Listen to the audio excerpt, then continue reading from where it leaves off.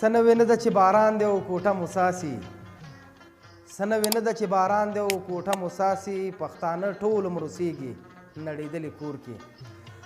سلامونه نیکې هیلې احترامات تمه ده چې تر دې دمه به روغ جوړ یاست او د صحت جامې به مو په تن وي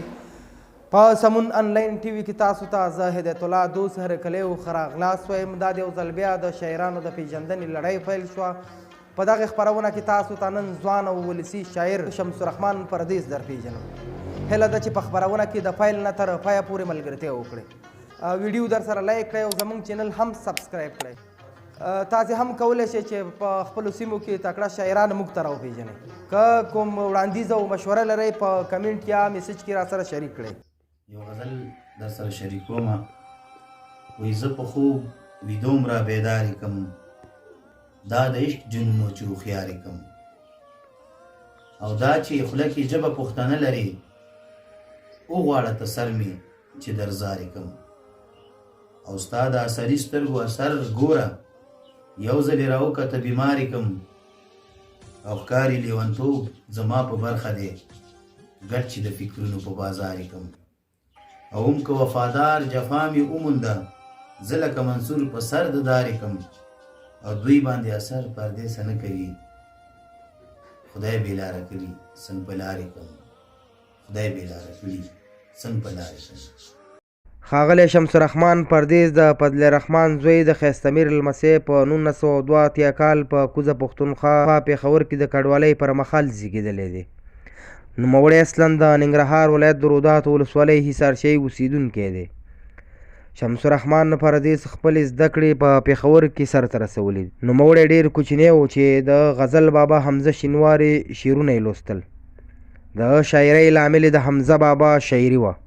شمس الرحمن خپله شاعري په لاندې بیتونو پیل کړې ده زما د پاکې خاورې ګران وطنه زما د پاکې خاورې ګران وطنه زما د مینې ترجمان وطنه قربان پتا لکه پتنګ شو خلک قربان پتا لکه پتنګ شو خلک په دغه ټولو خلکو ګران وطنه راځئ چې د شمس الرحمن پردیس یو بل شعر واورو غزل دی ویمه زندګي مې نوره سخته ده څه چې کېږي دا زما تر وخته ده او وی سوم او ترکم سکون پسې سوری لټوم خو ټوله دښته ده او ملای ورته ماته که خزان ظالم ملای ورته ماته کړه خزان ظالم خاورو کې پرته د ګلو لخته ده او کاڼي بستر لیونی خوب کوي دا چې ناخبره د بالښته ده او یار ته که زاري وکم خو نه راځي زړه یې په سینه کې لکه خښته ده او نه راځي اوس بیا چې غم مې نه لرل ډېره مې ګیله د هغه وخته ده او وغړېدو بیا لکه ګلاب پردیس نن چې ولاړه لیلا مخته ده نن چې ولاړه لیلا مخته ده شمس الرحمن پردیس د 900 څخه زیات ناچاپ شعرونه لري چې په دې کې د غزلونو تر څنګ آزاد شعرونه نظمونه او بکتۍ شامل دي پردیس اوس مهال د افغانستان په پلازمینه کابل کې ژوند کوي واده یې کړی او اولادونه لري او ټولنې ته د ډاکټر په صفت خدمت کوي ارمان یې په ګران وطن کې سوله او امن دی وطنوالو ته یې پیغام دا دی چې تعلیم ته توجه زیاته کړي او وطن ته خدمت وکړي سمون انلاین ټي وي اداره شمس الرحمن پردیس ته د ښه ژوند هیله لري دوستانو ویډیو در سره لایک کړئ او زموږ ټي وي چینل هم سبسکرایب کړئ